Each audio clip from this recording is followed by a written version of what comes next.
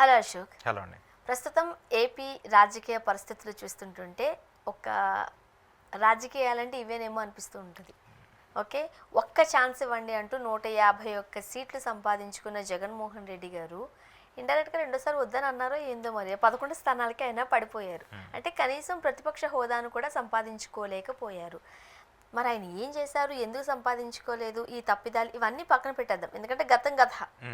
కానీ 151 నుంచి 11 స్థానాలకు పడిపోయినప్పుడు సాధారణంగా మనలో ఉన్న ఒక ఆత్మస్థైర్యం అనేది పడిపోతుంది, డౌన్ అవుతాం ఇన్ జనరల్గా.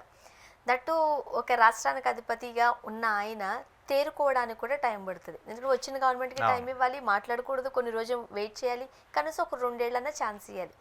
మరి అదేంటో తెలియట్లేదు. అందుకే అంటే చాలా ట్విస్ట్ అండ్ టర్న్స్తో ఒక క్రైమ్ స్టోరీ, థ్రిల్లర్ స్టోరీ కనిపిస్తూ ఉంటుంది మనకి ఏపీ చూస్తుంటుంటే. 8 నెలల నుంచి ఆయన వాయిస్ వినిపించింది. ఇప్పుడు ఎందుకో ఈ 8-9 నెలల్లోకి కూటమి ప్రభుత్వంపై ప్రజల్లో కాస్త అసంతృప్తి ఉంది. ఫ్రీ బస్ అన్నారు, పాపం మహిళలు దానికోసం ఓట్లు వేసారంట, అంతే. అక్కడికి వెళ్ళి లేదు, ఇంకొస్తుందన్న ఆశ కూడా లేదు, పథకాలన్నీ ఎక్కడ పోయో తెలీదు. ఈ అసంతృప్తిని జగన్మోహన్ రెడ్డి గారు బాగా ఓట్లుగా మలుచుకోవడానికి ఇప్పటి నుంచే రెడీ అవుతున్నారు.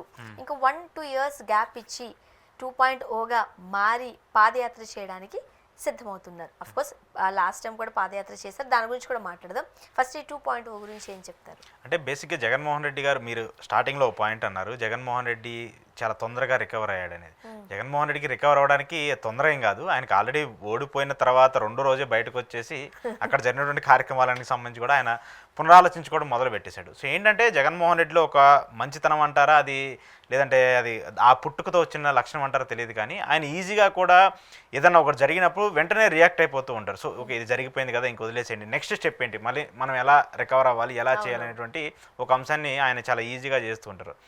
సో గతంలో కూడా జగన్మోహన్ రెడ్డి గారు పాదయాత్రకి సంబంధించి చూసుకుంటే చాలాసార్లు ఆయన గతంలో కూడా 2019 ఎన్నికల్లో అధికారం చాలా సుదీర్ఘంగా పాదయాత్ర చేసి ఇడుపులపాయ నుంచి ఇచ్చాపురం వరకు ఆయన పాదయాత్ర చేసుకుంటూ వచ్చారు. ఆ సమయంలో కూడా ఖచ్చితంగా జగన్మోహన్ రెడ్డి ఒక అవకాశం ఇవ్వండి నాకు, నేను ఖచ్చితంగా మీకు మంచి అభివృద్ధి చేసి చూపిస్తాను, పథకాలన్నీ అందిస్తానంటే కూడా ఆయన ముందుకు రావడం జరిగింది.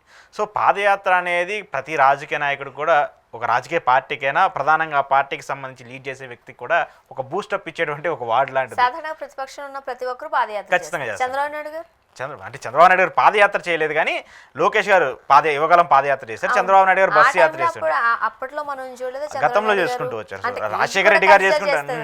సో రాజశేఖర రెడ్డి గారు చేసుకుంటూ వచ్చారు, ఆ తర్వాత జగన్మోహన్ రెడ్డి గారు చేసుకుంటూ వచ్చారు, ఇప్పుడు మొన్న లోకేష్ గారు చేసుకుంటూ వచ్చారు, ఇప్పుడు జగన్మోహన్ రెడ్డి గారు కూడా చేస్తారని చెప్పేసి మాజీ మంత్రి గుడివాడ అమర్నాథ్ గారు కొన్ని కామెంట్ చేస్తూ చేయడంలో తప్పులేదు, దాన్ని ఎవరు ఆపే పరిస్థితి కూడా ఉండదు. ఎందుకంటే ఆయన ఒక ప్రతిపక్ష నేత, ఒక ప్రతిపక్ష పార్టీకి సంబంధించినటువంటి కీలకంగా ఉన్నటువంటి ఒక వ్యక్తి కాబట్టి ఖచ్చితంగా పాదయాత్రకు వెళ్ళొచ్చు, ప్రజల్లోకి వెళ్తే ఆయన ఖచ్చితంగా ఆయన పార్టీని మళ్ళీ స్థిరం చేసుకోవడానికి, పార్టీని స్ట్రెంత్ చేసుకోవడానికి ఆయన చేసే వ్యూహాలు చేసుకోవచ్చు. కాకపోతే ఏంటంటే ఇక్కడ ప్రభుత్వం ఆయనకి ఎలాంటి సెక్యూరిటీ ఇస్తుంది అనేది ఒక చర్చ ఉంటుంది. ఎందుకంటే గతంలో కూడా లోకేష్ గారి పాదయాత్రకు సంబంధించి ఆయన పాదయాత్ర చేసినప్పుడు నాకు సరిగా సెక్యూరిటీ ఇవ్వట్లేదు, నన్ను ఇబ్బందులు పెడుతున్నారు, నన్ను అడ్డంకులు పెడుతున్నారు అని చెప్పేసి కొన్ని వ్యాఖ్యలు చేసుకుంటూ వచ్చారు. సరే, ఆ తర్వాత ఏం జరిగింది ఏంటి అనేది పక్కన పెడితే, మరి ఇప్పుడు ఒకవేళ ఈయన ప్రధానంగా 2027 చివరిలో చేస్తామని చెప్పేసి అంటున్నారు, ఒకవేళ ఆ సమయంలో చేస్తే మరి అప్పుడు గవర్నమెంట్ ఎలా సపోర్ట్ చేస్తే అనేది కూడా ఎందుకు మొన్న కార్యక్రమాల్లో పాల్గొన్నప్పుడు కూడా సరైన ఉన్నాయండి. అంటే ఆయన అని వైసీపీ శ్రేణులు పెద్ద ఎత్తున స్పందించారు, సోషల్ మీడియాలో పోస్ట్ చేశారు, మనం కొన్ని విజువల్స్ కూడా చూసాము.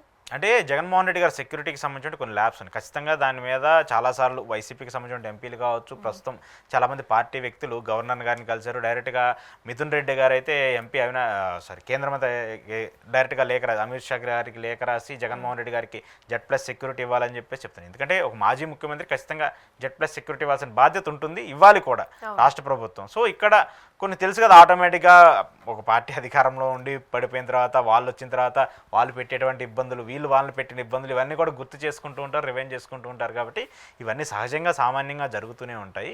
కానీ ఏంటంటే జగన్మోహన్ రెడ్డి గారిలో మనం చూడాల్సినటువంటి ఒక పాజిటివ్ ఏంటంటే, ఆయన చాలా ఈజీగా కోలుకొని అంత పెద్ద ఓటమిని కూడా 11 స్థానాలకు పడిపోయినా కూడా బయటకు వచ్చేసి ప్రజల్లోకి వెళ్ళి, ఇప్పుడు ఈ ఏడాది ఆయన కూడా సమయం ఇవ్వాలని చూశారు. ఆయన సమయం ఇవ్వాలని చూసినా కూడా కూటమి ఆ సమయం ఇచ్చే టైం వరకు ఇవ్వలేదు.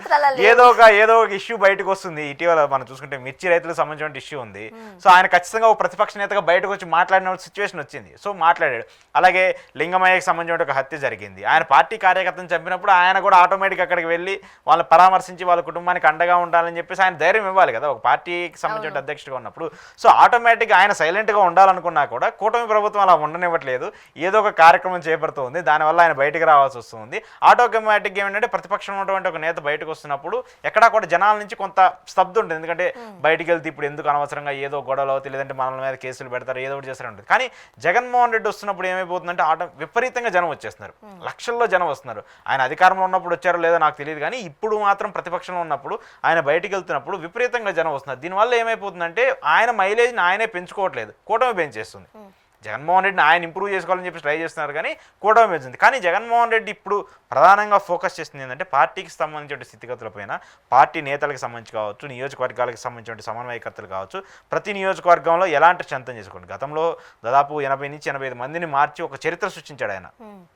గెలుస్తారా ఓడిపోయారా వాళ్ళందరిని పక్కన పెడితే నియోజకవర్గాల మార్పు అనేది ఎప్పుడు ఏ రాజకీయ పార్టీ తీసుకునేటువంటి ఒక నిర్ణయాన్ని ఆయన తీసుకున్నారు. ఆ స్ట్రాటజీ తప్పింది అని కూడా అది తప్పింది కాబట్టే కదా, తప్పింది కాబట్టే 11 స్థానాలకు పడిపోయాడు. సో ఆ తప్పిదాన్ని ఇప్పుడు ఆయన కరెక్ట్ చేసుకునే పరిస్థితిలో ఉన్నారు. కానీ ఇంకొకటి కూడా మనం జగన్మోహన్ రెడ్డి గారు ప్రధానంగా మోయాల్సిన ఒక రకంగా చెప్పే భారం ఏమనుకుంటే, దేవుడు వరం ఇచ్చినా పూజారి వరం ఇవ్వడం అన్నట్టు జగన్మోహన్ రెడ్డి గారు కలవడానికి సిద్ధంగా ఉన్న కోటరీ కలవనివ్వట్లేదు. చుట్టూరు ఒక కోటరీ ఇప్పుడు లేదు కదండి, ఇప్పుడు డైరెక్ట్ గా ఇప్పుడు జగన్మోహన్ రెడ్డి అందుకోసమే కదా అంతే వచ్చింది. ఇవన్నీ కూడా ఇప్పుడు జగన్మోహన్ రెడ్డి గారు పునరాలోచించుకుంటున్నారు. అంటే నేను వాట్ ఐ బిలీవ్ అంటే ఆయన 151 స్థానాలు రావడానికి జగన్మోహన్ రెడ్డి కారణం, 11 స్థానాలు పడిపోవడానికి జగన్మోహన్ రెడ్డి కారణం. ఆయన ఇవ్వలేదు. ఇప్పుడు ఆయన కలవడంటే ఆయన చెప్తేనే కదా మిగతా కోటరీ అనే చేసేది, ఆయన చెప్పకుండా డైరెక్ట్ గా కోటరీ ఏం చేయదు కదా. సో ఆ కోటరీ చేసినా జగన్మోహన్ రెడ్డి అనేది పెట్టుకున్నారు ఆయన. కోటరీ అంటే ఖచ్చితంగా ప్రతి వ్యక్తికి, ఒక ముఖ్యమంత్రి స్థాయిలో ఉన్నటువంటి వ్యక్తులకి కొంతమంది ఉంటారు కదా, సలహాదారులు అంటారా, లేదంటే ఆయన చుట్టూ ఉండేటువంటి, ఇప్పుడు చంద్రబాబు నాయుడు గారికి కూడా ఉన్నారు చాలా మంది వ్యక్తులు, మరి వాళ్ళని కోటరీ అని మనం వాళ్ళని. లోకేష్ గారికి కూడా ఉన్నారు.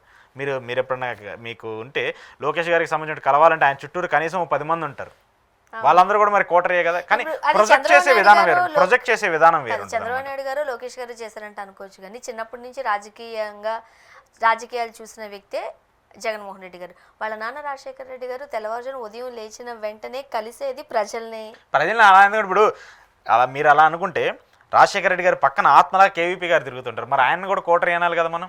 అదే వాళ్ళు ఛాన్స్ ఇచ్చారుగా, ఛాన్స్ కదా. అంటే అది ఏమైపోద్ది అంటే కలవడానికి అపోజిషన్ పార్టీ వేసినటువంటి ఆ బురదని కడుక్కోవడంలో వైసీపీ విఫలమైంది. పాయింట్ 1. పాయింట్ ఏంటంటే పదే కోటరీ అని ప్రొజెక్ట్ చేస్తున్నప్పుడు జగన్మోహన్ రెడ్డి దాన్ని క్యాచ్ చేయడంలో ఫెయిల్ అయ్యారు. ఈ రెండు మినహాయిస్తే ఎక్కడా కూడా అక్కడ నిజంగా జరిగిందా లేదనేది పక్కన పెట్టేస్తే ఈ రెండు వేసినటువంటి బురదను కడుక్కోకుండా దాన్ని వాళ్ళు అలానే అతికించుకుంటూ అలానే అంటించుకుంటున్నారు కాబట్టి ఈ రోజు ఇలాంటి పరిస్థితులు వచ్చాయి. కానీ ఇక్కడ మనం ఈ బురదను నిజంగానే జగన్మోహన్ రెడ్డి గారు కడుక్కోవడంలో విఫలమయ్యారేమో, కానీ ఎవరైతే జగన్మోహన్ రెడ్డి గారికి ఒక బురదను అంటించిన వాళ్ళే తుడిపేసే పరిస్థితులు వచ్చాయి. ఇప్పుడు సఖీతో ఒప్పందం గురించి అప్పుడు ఎంత పెద్ద రచ్చ జరిగింది. 2 రూపాయల చిల్లరకి కుదుర్చుకుంటే పెద్ద గొడవ, 4 రూపాయలకు పైగా 4 రూపాయలు చేసింది గవర్నమెంట్. ఆ బురదని వాళ్ళు వేసిన బురదను వాళ్ళే చెరపాల్సి వచ్చిందా? విమెన్ ట్రాఫికింగ్ అంటూ ఎన్ని వేల నెంబర్ చెప్పారు. సాక్షాత్తు అసెంబ్లీను అలాంటిది ఏదీ లేని చెప్పారు హోంమంత్రి అనిత గారు. ఆ బురదను వాళ్లే చెప్పారా? అంటే రాజకీయాలు ఎలానే ఉంటాయండి. ఒకవేళ రాజకీయాల గురించి ఇలా రాజకీయాలు అని అది చెప్పేది, రాజకీయాలు ఎప్పుడు కూడా ఎలా ఉంటాయి, జరిగింది ఏంటి అనేది తెలిసే లోపే, అదే ఒక సామెత ఉంటుంది కదా, నువ్వు నిజం చెప్పే లోపే అబద్ధం ఊరంతా వెళ్ళి తిరిగేసి వచ్చేసి నీ ఇంట్లో కూర్చుంటుంది అన్నట్టు.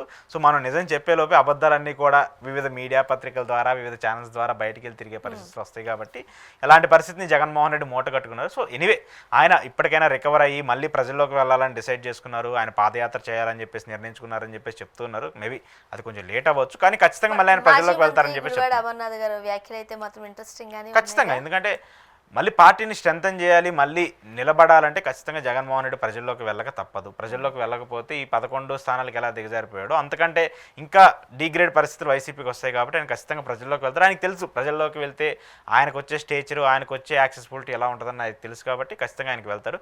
వెళ్తే మాత్రం అది వాళ్ళు కూటమికి ఎలా ఇంపాక్ట్ అవుతుంది, వైసీపీకి ఎంతగా అడ్వాంటేజ్ అవుతుంది అనేది మాత్రం చూడాలి. ఆ రోజు తండ్రి రాజశేఖర రెడ్డి గారికి చాలా దగ్గరగా కలిసిమెలిసి ఉన్న కాంగ్రెస్ నేతలు సరిజనాథ్ గారు లాంటి వాళ్ళు కూడా ఇప్పుడు వైసీపీలోకి చేరడంతో ఇంకాస్త అది వెయిట్ వస్తుంది, బూస్టప్ ఇస్తుంది అని కూడా అనుకోవచ్చుగా. అంటే ఇప్పుడు కాంగ్రెస్కి ఇంకొక ఆల్టర్నేటివ్ పార్టీ ఏం లేదండి. కాంగ్రెస్ ఎప్పుడు కూడా టీడీపీని విభేదించి అసలు ఒక విధంగా చెప్పాలంటే టీడీపీ పుట్టిందే కాంగ్రెస్ విభేదించి పుట్టింది కదా. సో అలాంటి కాంగ్రెస్ నేతలందరూ కూడా టీడీపీలో వెళ్ళి చేరే పరిస్థితులు చాలా తక్కువగా ఉంటాయి.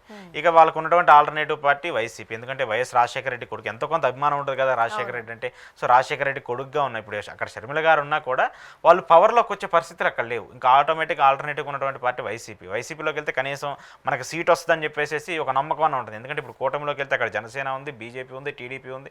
వాళ్ళ ముగ్గురే సీట్ల కోసం కొట్టుకునే పరిస్థితులు ఉన్నాయి. సో అక్కడ కొత్త వాళ్ళు వెళ్ళి మళ్ళీ అక్కడ ఎమర్జ్ అయ్యి మళ్ళీ అక్కడ భూమి పోవాలంటే చాలా టైం పడుతుంది, చాలా కష్టంగా ఉన్నటువంటి పరిస్థితులు. కానీ వైసీపీలో ఉంటే ఈ 4 ఏళ్ల పాటు నియోజకవర్గాన్ని అంటిపెట్టుకుని ఉండొచ్చు, నియోజకవర్గాన్ని డెవలప్ చేసుకుంటూ ఉండొచ్చు, పార్టీకి ప్రజల్లోకి దగ్గరగా ఉండొచ్చు. సో అలాంటి టైంలో ఏంటంటే ఖచ్చితంగా అధినేత చూస్తూ ఉంటాడు కాబట్టి ఆయనకి టికెట్ ఇచ్చినా రేపు గెలిచే అవకాశాలు ఉంటాయి.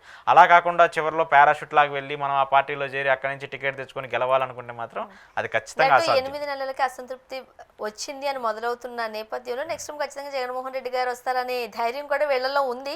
చూడాలి మరి ఏం జరగబోతుందో. ఖచ్చితంగా అది ప్రజలు మళ్ళీ ఎన్నికలు జరిగితే ఓట్లు వేసిన తర్వాత ఎవరు గెలుస్తారు ఏంటి అనేది కూడా తెలుస్తుంది. ఏపీ తెలంగాణ రాష్ట్ర పరిస్థితులు ఒకసారి చూసినట్లయితే ఈ రోజు రేవంత్ రెడ్డి గారు తెలంగాణ అప్పుల గురించి మాట్లాడినప్పుడు కాస్త ఆశ్చర్యకరంగా అనిపించింది. మీకు నాకే కాదు, తెలంగాణ ప్రజలకు, అటు పక్క రాష్ట్రమైన ఏపీ ప్రాంతవాసులకు. ఎందుకంటే రాష్ట్ర విభజన తర్వాత తెలంగాణ సర్ప్లస్లో ఉన్నది, అప్పులతో విడిపోయింది ఆంధ్రప్రదేశ్ మీద చాలా మంది జాలి చూపించారు కూడా. ఆంధ్రప్రదేశ్ ఇప్పట్లో కోలుకోగలదా లేదా, ఇన్ని ఇబ్బందులకి ఎలాగా, అంటే రాజధాని లేదు, ఏమీ లేవు అక్కడ, ఇప్పటికిప్పుడు బిల్డప్ చేసుకోవాలి అవన్నీ, అసలు అయ్యో పాపం అన్నారు. బట్ తెలంగాణ విషయంలో మాత్రం అందరూ చాలా ఖుషీగా ఉన్న సందర్భం మనం చూసాం. బట్ ఈరోజు నేను ఇంతకుముందు అన్నట్టు రేవంత్ రెడ్డి గారి మాటలు తెలంగాణ అప్పుల గురించి మాట్లాడారు. బట్ ఏ రాష్ట్రానికైనా, ఎంత అభివృద్ధి చెందిన దేశానికైనా ఈ అప్పులు ఇవన్నీ ఉండనే ఉంటాయి. కానీ రేవంత్ రెడ్డి గారి మాటలే అంటే లాభాలలో ఉన్న రాష్ట్రమే ఇన్ని అప్పులు చెప్తుంటుంటే మరి ఏపీ పరిస్థితి ఏంటి? అంటే బేసిక్గా అంటే పాయింట్ ఏంటంటే రేవంత్ రెడ్డి గారు చెప్పాలనుకున్నది ఒకటి, అక్కడ కన్వే అయింది ఒకటి. సరే మీరు చెప్పినట్టు ఆంధ్రప్రదేశ్ రాష్ట్రం విడిపోయినప్పుడు వారసత్వంగా కొన్ని అప్పులు వచ్చాయి. అటు ఆంధ్రప్రదేశ్కి వచ్చింది, తెలంగాణకు కూడా కొన్ని వచ్చినాయి. కాకపోతే ఎక్కడ కూడా తెలంగాణకి సంబంధించి ఇక్కడ కొన్ని ఆదాయం వనరులు ఎక్కువగా ఉండేటువంటి, ఇప్పుడు హైదరాబాద్ లాంటి పెద్ద సిటీ ఉండబట్టి వాళ్ళు ఈజీగా గెట్ ఆన్ అవ్వచ్చు అని చెప్పేసి అనుకున్నారు. ఆ తర్వాత ఇక్కడ కేసీఆర్ ముఖ్యమంత్రి అవ్వటము, 2 సార్లు ముఖ్యమంత్రిగా ఉండి 10 ఏళ్ల పాటు ఆయన పరిపాలించినటువంటి నేపథ్యంలో కొన్ని అప్పులు చేశారు. అలాగే ఆంధ్రప్రదేశ్ సంబంధించి అది కామన్, ఏ రాష్ట్రమైనా కామన్ చేస్తుంది. ఆ తర్వాత ఆంధ్రప్రదేశ్ సంబంధించి చంద్రబాబు నాయుడు గారు మొదటి టర్మ్లో ఉన్నప్పుడు కొన్ని అప్పులు చేస్తూ వచ్చారు. ఇక్కడ రెండోసారి జగన్మోహన్ రెడ్డి వచ్చిన తర్వాత 2 అప్పులు చేశారు. అయితే ఇక్కడ ప్రధానంగా ఫస్ట్ పాయింట్ రేవంత్ రెడ్డి గారు మాట్లాడింది ఏంటంటే, నాకు ఇప్పుడు అప్పు పుట్టట్లేదు, ఒక నెలకు వచ్చేటువంటి 18,000 కోట్ల రూపాయల చిల్లర మాత్రమే మనకు వస్తుంది. ఆ 18,000 కోట్ల రూపాయలకు సంబంధించి నేను మీకు జీతాలు ఇవ్వాలా, పెన్షన్లు ఇవ్వాలా, లేదంటే ఫ్రీ బస్ ఇవ్వాలా, ఫ్రీ కరెంట్ ఇవ్వాలా, లేదంటే ఇప్పుడు మీరు అడుగుతున్నట్టు మీ జీతాలు పెంచమని చెప్పి చేయాలని చెప్పేసి డైరెక్ట్గా ఉద్యోగుల మీద ఆయన భారాన్ని వదిలేశారనమాట. కావాలా వద్దా, కావాలంటే వీటన్నిటిలో నుంచి ఏదో ఒకటి తగ్గించేసి వాటిలో మీకు పెంచుతాను, వద్దు అనుకుంటే ఇప్పుడు ఇచ్చేటువంటి పథకాలన్నింటినీ కంటిన్యూ చేస్తానని చెప్పేసి రేవంత్ రెడ్డి గారు చెప్పారు. అయితే వాస్తవంగా రేవంత్ రెడ్డి గారు చెప్పిందంటే తప్పేం లేదు. ఎందుకంటే రాష్ట్ర ఆర్థిక పరిస్థితి ఇలా ఉందని చెప్పేసి జనాలకి చెప్పకపోతే వాళ్ళకి ఎలా తెలుస్తుంది? ఖచ్చితంగా రాష్ట్ర ఆర్థిక పరిస్థితి ఇలా ఉందని చెప్పడంలో తప్పలేదు. కానీ ఆయన చెప్పే విధానం ఎలా అయిపోయిందంటే అవతల పార్టీల వాళ్ళకి ఒక ఎలా ఉండదంటే వాళ్ళకి ఒక వెపన్ ఇచ్చేసినట్టు అయిపోయింది. సో ఇప్పుడు ఏమైపోతుంది, ఒక రాజకీయానికి సంబంధించిన ఒక ముఖ్యమంత్రి ఉన్నటువంటి వ్యక్తి ఇలా మాట్లాడితే అలాంటప్పుడు మీరు చేయనప్పుడు ఎందుకు మీరు దిగిపోండి మేమే చేస్తామని చెప్పేసి ఎవరైనా చులకనగా మాట్లాడే పరిస్థితులు వస్తాయి. సో రేవంత్ రెడ్డి గారు చేసినటువంటి వ్యాఖ్యలు అలాంటివి అనమాట. ఇక్కడ మనం చూసుకుంటే ఈ 5 ఏళ్ళకి సంబంధించి గతంలో ఉన్నటువంటి 10 ఏళ్ళకి సంబంధించి చూసుకుంటే దాదాపు ఇక్కడ ఒక 4.5 నుంచి 5 లక్షల కోట్ల వరకు అప్పు చేశారని కేసీఆర్ అని చెప్పేసి రేవంత్ రెడ్డి గారు చెప్తున్నారు. అవి కార్పొరేషన్లకు సంబంధించి కావచ్చు, ఓవరాల్గా రాష్ట్ర బడ్జెట్కి సంబంధించి కావచ్చు. అయితే ఇక్కడ ఆంధ్రప్రదేశ్కి సంబంధించి పక్కన పెడితే ఒకసారి తెలంగాణకి సంబంధించి చూసుకుంటే తెలంగాణకి ఒక హార్ట్గా చూసుకోవాల్సింది హైదరాబాద్ సిటీని. హైదరాబాద్కి సంబంధించి అంటే ఇక్కడ ఉన్నటువంటి ఇన్కమ్ కావచ్చు, ఇక్కడ ఉండేటువంటి ట్యాక్స్ కావచ్చు, ఇక్కడ పే చేసేటువంటి సోర్సెస్ ఎక్కువ ఉంటాయి. సో ఏంటంటే ఇన్కమ్ ఈజీగా జనరేట్ చేయొచ్చు. ఇక్కడ ఉంటే కొంత ఎక్కువగా మెట్రోపాలిటన్ సిటీస్లో ఒక సిటీ ఉన్నటువంటి హైదరాబాద్కి సంబంధించి ఎక్కువ ఇన్కమ్ జనరేట్ అవుద్ది కాబట్టి ఎంతో కొంత అడ్జస్ట్ చేయడానికో, లేదంటే ఏదో ప్రాథమిక పరిజ్ఞానం, లేదంటే వేరే దగ్గర నుంచి అప్పులు తీసుకొచ్చు అడ్జస్ట్ చేయడానికి ఎక్కువ ఉంటుంది. కానీ ఆంధ్రప్రదేశ్కి సంబంధించి అంటే తెలంగాణ లాంటి స్టేట్లో ఇట్లా హైదరాబాద్ లాంటి సిటీ ఉన్నటువంటి పరిస్థితే ఇలా ఉంటే మరి ఆంధ్రప్రదేశ్ పరిస్థితి ఏంటి అని మీరు అడిగినప్పుడు ఆంధ్రప్రదేశ్కి వాస్తవంగా మనకు వారసత్వంగా ఆస్తుల కంటే కూడా అప్పులు ఎక్కువ వచ్చాయి. దాదాపు 1,00,000 కోట్లకు పైగా అప్పులు ఎక్కువ వచ్చాయి. ఆ తర్వాత చంద్రబాబు నాయుడు గారు ముఖ్యమంత్రి అవ్వడం, చంద్రబాబు నాయుడు గారు ముఖ్యమంత్రి అయ్యి ఆయన ఫస్ట్ టర్మ్ 2014 నుంచి 19 వరకు 5 ఏళ్ల పాటు ఆయన పరిపాలించినటువంటి టైంలో దాదాపు 2.5 లక్షల కోట్లు ఆయన అప్పు చేసుకుంటూ వచ్చారు. సో వచ్చినప్పు ఆయన చేసినటువంటి అప్పు దాదాపు 3 లక్షల కోట్లకు పైగా ఆ 5 ఏళ్ల టైం పీరియడ్లోనే వచ్చింది. ఆ తర్వాత జగన్మోహన్ రెడ్డి వచ్చాడు. ఆ తర్వాత జగన్మోహన్ రెడ్డి వచ్చి 2 ఏళ్ల పాటు ఆయన కరోనా టైం పీరియడ్ని ఆయన ఎక్స్టెండ్ చేసుకోవడము, ఆ 3 ఏళ్ల పాటు ఆయన పరిపాలించడము, ఆయన ప్రధానంగా ఏదైతే నవరత్నాలు అనేటువంటి ఒక స్కీమ్స్ని తీసుకొచ్చాడు, ఆ స్కీమ్స్ని 100% ఫుల్ చేయాలి, నేను అభివృద్ధి చేస్తాను, ఏం చేస్తాను అనేది పక్కన పెడితే ఆయన అభివృద్ధి పథకాలకు ఆయన ప్రధానంగా ప్రయారిటైజ్ చేస్తూ వచ్చారు. సో ఆయనకి సంబంధించి ఆయన కూడా ఒక టర్మ్ అప్పులు చేసుకుంటూ వచ్చారు. అంటే అప్పుడు అధికారంలో ఉన్నప్పుడు ఆయన మీద ప్రతిపక్ష పార్టీలు చాలా వ్యాఖ్యలు చేస్తూ వచ్చాయి. 10 లక్షల కోట్లు చేశారు, 12 లక్షల కోట్లు చేశారు, శ్రీలంక అయిపోయింది, ఇలా మాట్లాడుతూ వచ్చారు. కానీ వాస్తవంగా ఇప్పుడున్నటువంటి ఆర్థిక మంత్రి పయ్యావుల కేశవ్ గారు అసెంబ్లీ సాక్షిగా చెప్పింది ఏంటంటే ఆంధ్రప్రదేశ్ రాష్ట్ర అప్పు 6,40,000 కోట్ల రూపాయలు అని చెప్పేసి ఆయన అసెంబ్లీ సాక్షిగా ఆయనే మొన్న బడ్జెట్ ప్రవేశపెడుతూ ఆయన క్లియర్గా చెప్పుకుంటూ వచ్చారు. సో ఇక తెలంగాణకి సంబంధించి చూసుకున్న, ఆంధ్రప్రదేశ్ సంబంధించి చూసుకున్న అప్పుల్లో పెద్ద తేడా ఏం లేదు. ఇక్కడ 10 ఏళ్ల పాటు కేసీఆర్ చేసినా, అక్కడ జగన్మోహన్ రెడ్డి చంద్రబాబు నాయుడు గారు ఇద్దరు కలిపి 10 ఏళ్ల పాటు పరిపాలించి చూసినా కూడా 1,00,00,000 కోట్ల రూపాయల అప్పు మాత్రమే గ్యాప్ ఎక్కువగా ఉంది ఆంధ్రప్రదేశ్కి తెలంగాణ పోలిస్తే. ఇక్కడ ప్రధానంగా మనం చూడాల్సినటువంటి ఒక అంశం ఏంటంటే ఆంధ్రప్రదేశ్ సంబంధించి చూసుకుంటే ఆంధ్రప్రదేశ్లో అప్పులు పెరుగుతూ వస్తున్నాయి. ఇప్పుడున్నటువంటి కూటమి సర్కార్కి సంబంధించి ఇప్పుడు మళ్ళీ చంద్రబాబు నాయుడు గారు రెండోసారి అధికారంలోకి వచ్చిన తర్వాత ఇంకా ఏడాది పూర్తవలేదు, ఇంకొక నెల అయితే ఏడాది పూర్తవుతుంది. సో ఈ ఏడాది పూర్తవకముందే దాదాపు 1,50,000 కోట్ల రూపాయల వరకు అప్పు చేశారని చెప్పేసి డైరెక్ట్గా ప్రభుత్వమే చెప్తుంది. దాన్ని వివిధ పథకాల కోసం అంటారా, లేదంటే అమరావతి కోసం అంటారా, లేదంటే గత ప్రభుత్వం చేసినటువంటి అప్పులను తీర్చడానికి మళ్ళీ కొత్తగా అప్పులు చేస్తున్నామని చెప్పేసి ఇప్పుడు చెప్తున్నాయి. సో ఏవైనా కూడా అప్పులు అనేది ఏ రాష్ట్ర ప్రభుత్వం వచ్చినా, ఏ ప్రభుత్వం మళ్ళీ అధికారంలోకి వచ్చినా, మళ్ళీ జగన్మోహన్ రెడ్డి వచ్చినా అప్పులు అనేది కంటిన్యూటీ ప్రాసెస్. ఎక్కడా కూడా ఈ అప్పుల్ని ఎలా స్థిరీకరించాలి, అప్పుల్ని ఎలా కంప్లీట్ చేయాలనేది కూడా ఏ రాష్ట్ర ప్రభుత్వం ఆలోచించట్లేదు. ఇక్కడ రేవంత్ రెడ్డి చూసుకున్నా, అక్కడ చంద్రబాబు నాయుడు గారు చూసుకున్నా, గతంలో ఉన్నటువంటి కేసీఆర్ అయినా జగన్ అయినా ఎవరైనా సరే, ఎందుకంటే అప్పుల్ని కంక్లూడ్ చేసే పరిస్థితి లేదు. ఎందుకంటే వీళ్ళేమో హామీలు పెంచుకుంటూ వెళ్తున్నారు, పరిశ్రమలు రావట్లేదు, ఇన్ఫ్రాస్ట్రక్చర్ పెరగట్లేదు, ఆదాయం పెరగట్లేదు, ప్రజలకు సంబంధించిన వ్యవసాయకు సంబంధించిన రంగాలకు సంబంధించిన ఉత్పత్తులు పెరగట్లేదు. ఇవేం పెరగకుండా అప్పులు ఎలా తీరుతాయి? మళ్ళీ ఎన్నికల్లో ఇచ్చినటువంటి మేనిఫెస్టోల కోసం, వాటి హామీల కోసం మళ్ళీ కొత్తగా ప్రభుత్వ భూములు తాకట్లు పెట్టో, లేదంటే ప్రభుత్వానికి సంబంధించిన బాండ్లు తాకట్టు పెట్టో, వాళ్ళని వేలం వేసో 1,000 కోట్ల రూపాయలు మళ్ళీ అక్కడి నుంచి అప్పులు తీసుకొచ్చి మళ్ళీ ఈ పథకాల కోసం వాడుతున్నారు. సో ఉన్నటువంటి అప్పులు వాటికి సంబంధించినటువంటి వడ్డీలు కట్టలేక మళ్ళీ కొత్తగా అప్పులు తెచ్చి ఇలా పెరుక్కుంటూ కుప్పలా అయిపోద్ది. మళ్ళీ ఈ 5 ఏళ్ల టైం పీరియడ్ అయిపోతే ఏపీ అప్పులు 12 లక్షల కోట్లు 15 లక్షల కోట్లు అయిపోయినా ఆశ్చర్యపోవసరం. ఎందుకంటే వాళ్ళు చెప్పినటువంటి ఫిగర్ చేయడానికే కంటిన్యూ అయినట్టు అనిపిస్తుంది. అప్పులు చేయక తప్పని పరిస్థితులు ఎవరు సృష్టించారు? ఇప్పుడు పథకాల మీదే రాష్ట్రాలకి సంబంధించిన అధికారాలు, ఆ పీఠాలు అధిరోహించాల్సిన పరిస్థితి. నువ్వు నాకేమిస్తావు, నేను నీకు ఓటేస్తే దగ్గర ఉన్నాం అంతే తప్ప మన రాష్ట్ర స్థితిగతులు ఏంటి? రాజకీయ నాయకులు అలా చేశారండి. అదే అండి, సంపద సృష్టి ఏంటి? ఇప్పుడు సంపద సృష్టించారు.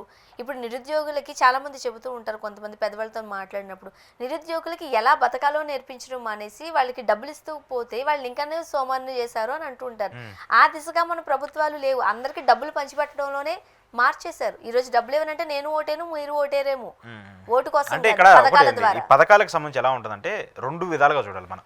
రూరల్ ఒకటి, అర్బన్ ఒకటి. అర్బన్లో ఎప్పుడు కూడా పథకాలకు సంబంధించిన ఇంపాక్ట్ ఎక్కువ ఉండదు. అర్బన్ ఏరియాస్ ఎలా ఉంటాయంటే వాళ్ళు డెవలప్మెంట్ని ఎక్స్పెక్ట్ చేస్తారు. రూరల్ ఏరియాస్ ఏంటంటే ప్రభుత్వం మనకి ఏమి ఇస్తుంది, ఆ ఇచ్చిన దాన్ని మనం ఎలా యూటిలైజ్ చేసుకోవాలి, వాళ్ళకి మనం ఏమి ఇవ్వాలనేది ఎక్కువగా నడుస్తుంది. ఇప్పుడు చూడండి, మీరు ఒక చిన్న ఎగ్జాంపుల్ చెప్తాను.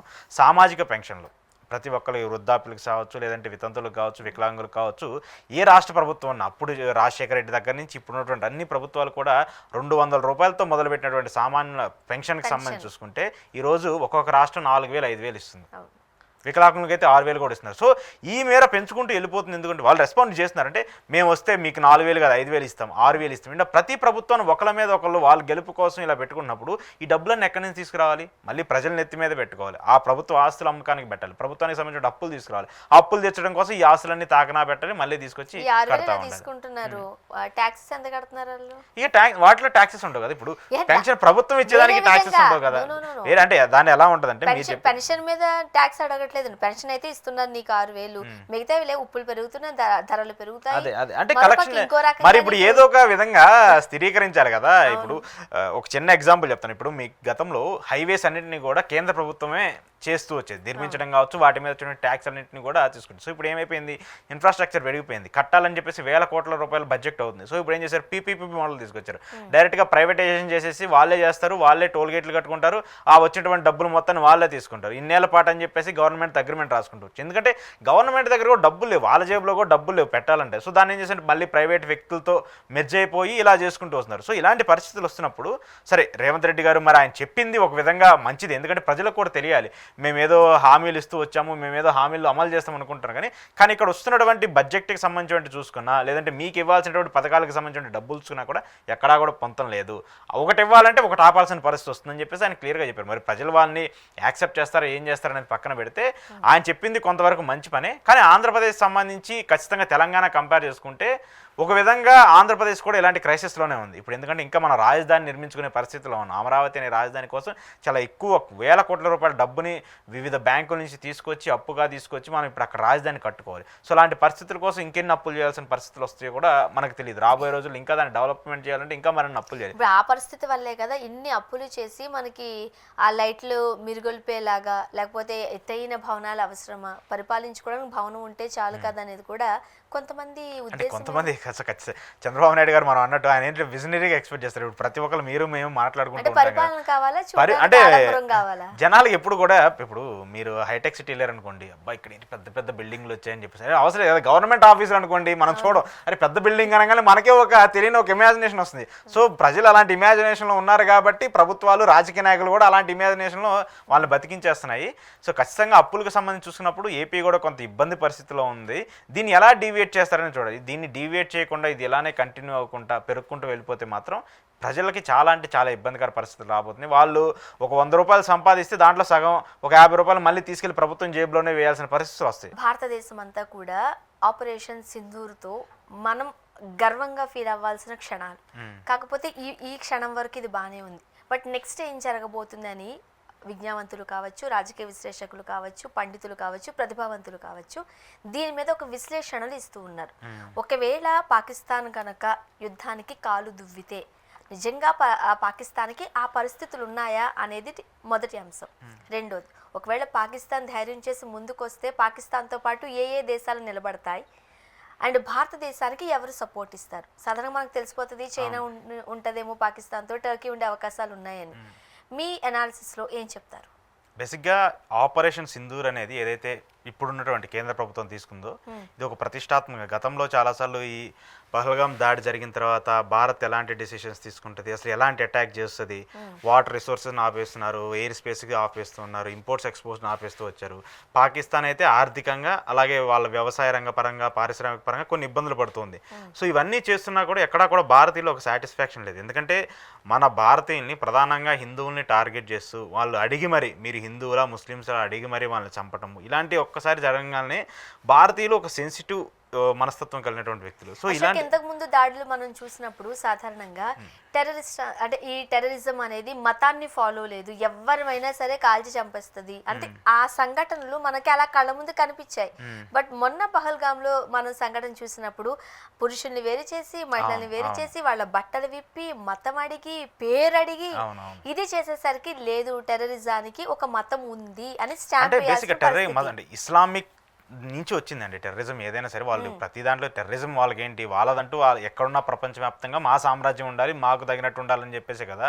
ఇప్పుడు మనం ఇక్కడ పాకిస్తాన్ మినహాయిస్తే పాకిస్తాన్కి సంబంధించి ఇస్లామిక్ దేశాలు చాలా ఉన్నాయి. ఆఫ్ఘనిస్తాన్ ఉంది, ఇజ్రాయెల్ ఉంది, ఇరాన్ ఉంది, ఇరాక్ ఉంది, ఇలా ఉన్నాయి. ఆఫ్ఘనిస్తాన్లో మన తాలిబాన్లు కూడా వాళ్ళు కూడా ఇస్లామిక్ని ఫాలో అయ్యేవాళ్ళే అక్కడ కూడా. కానీ ఏంటి అక్కడ తాలిబాన్ల రాజ్యం కావాలని చెప్పేసి వాళ్ళు ఎలాగైతే యుద్ధం చేసి ఆఫ్ఘాన్ ఎలా కైవసం చేసుకున్నారో అలాంటి పరిణామాలే దేశవ్యాప్తంగా కూడా జరుగుతున్నాయి.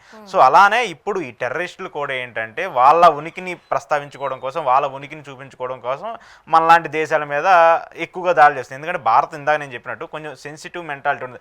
మనం వెంటనే కూడా ప్రతీకార చర్యలు తీసుకోలేము. ఎందుకంటే ఇప్పుడు ఇంత దాడి జరుగుతున్నా ఇంత అటాక్ జరుగుతున్నా కూడా మార్నింగ్ ఎల్ఓసి దగ్గర పాకిస్తాన్కి సంబంధించిన ఆర్మీ వాళ్ళు కొంత ఆవేదనకు గురై వాళ్ళు అక్కడ కాల్పులు చేశారు. ఇప్పుడు ఆ బోర్డర్ అంతలో కూడా హై టెన్షన్ కనబడుతుంది. 10 మంది భారతీయులకు సంబంధించిన సామాన్య ప్రజలు ఈ యొక్క అటాక్లో చనిపోయారు. కానీ ఎక్కడా కూడా భారత్ దానికి మనం రివెంజ్ తీసుకోవాలని చెప్పేసి పాకిస్తాన్కి చెందినటువంటి జనాలను ఎక్కడ వాళ్ళకి సంబంధించిన వ్యక్తులను చంపలేదు కదా. అండ్ ఎస్ వాళ్ళకి ఆ పెయిన్ ఉంటుందని అర్థం చేసుకోవాలి. మనుషులకి తెలుసు, మనిషి యొక్క వాల్యూ ఇంకో మనిషికి తెలుసు. మనం భారతీయులు, మనం భారతీయులుగా మనకు తెలుసు. అవునవును. సో ఇలాంటి జరిగినప్పుడు ఏమవుతుందంటే బేసిక్గానే కొంత సెన్సిటివ్ ఉంటుంది. మనిషికి మధ్య విభేదాలు ఉంటాయి, ఖచ్చితంగా ఉంటాయి. కానీ ప్రభుత్వాల దగ్గరకు వచ్చేసప్పటికి అది ఎలా ఉంటుందంటే ప్రభుత్వాలు ఏది కూడా అంత ఫాస్ట్ డెసిషన్ తీసుకోవద్దు. ఎందుకంటే ఒక చర్య చేసేటప్పుడు దానికి ప్రతి చర్యలు ఎలా ఉంటాయి, అక్కడి నుంచి వచ్చేటువంటి ఈక్వేషన్స్ని మనం ఎలా మళ్ళీ వాళ్ళకి రివర్స్ అటాక్లు ఎలా ఇవ్వాలనేది కూడా పూర్తిగా అండర్స్టాండింగ్ చేసుకున్న తర్వాతే ఈ అటాక్ జరుగుతుంది. సో దానికి సంబంధించి ఈ 14-15 రోజులైనా కూడా రాజకీయపరంగా చాలామంది చాలా వ్యాఖ్యలు చేస్తూ వచ్చారు. ఎందుకు ఇన్ని రోజులు లేట్ అవుతుంది, మోదీ ఏం చేస్తున్నారు, మోదీ దీనికి సంబంధించి డిసిషన్స్ తీసుకోకుండా రాజకీయ కార్యక్రమాలకు వెళ్తున్నారని చెప్పేసి ఇలా చాలామంది రాజకీయంగా మాట్లాడుతూ వచ్చారు. కానీ ఇక్కడ పాయింట్ ఏంటంటే ఒక డెసిషన్స్ తీసుకునేటప్పుడు ఎగ్జాక్ట్గా మన టార్గెట్ ఏంటి, మనకి టార్గెట్కి తగ్గట్టుగా మనం వెళ్తున్నామా లేదా. ఈరోజు మార్నింగ్ నిన్న అర్ధరాత్రి 1:30 గంటల సమయంలో అంత చిమ్మ చీకట్లో కూడా నిప్పులు కొలిమిలా కూడా ఆ రాఫెల్ యుద్ధ విమానాలు వెళ్ళి వాళ్ళ మీద రాకెట్లు దూసాయంటే, మరి అంత నిప్పులు కొలిమిలో 100 మంది చనిపోయారంటే దానికి కారణం ఏంటి? వ్యూహం లేకుండా అయితే అలా వెళ్ళలేం కదా. ఇప్పుడు ఏదో వ్యూహం లేకుండా ఆ సముద్రంలో దూకేస్తే మళ్ళీ బయటికి రావడం కష్టం కదా. చాలా సందర్భాల్లో అంటే మనం భారతీయులుగా ముఖ్యంగా 6 రోజులైంది ఆ అమ్మాయికి పెళ్ళయి తన కళ్ళు ఎదురుకుంటా భర్తని చంపేసినప్పుడు ఆఫీస్ లో మనమే చాలా సందర్భాల్లో డిస్కస్ చేసాం, ఏదో కూడా చెయ్యాలి వీళ్ళ మనకు కూడా రివెంజ్ వచ్చింది, ఎందుకు మన వాళ్ళు ముందుకెళ్ళట్లేదు అనుకున్నాం. బట్ మనం ఇక్కడ డైరెక్ట్ గా మాట్లాడుకున్నాం, కానీ వాళ్ళ వ్యూహం నాకు తెలుసా నెక్స్ట్ మినిట్ నుంచే ఉంది. కాబట్టి ఈ 15 రోజులు ఒక రకంగా చెప్పంటే ఒక ఆ టైం ఆ స్పాన్ చాలా తక్కువనే చెప్పొచ్చు.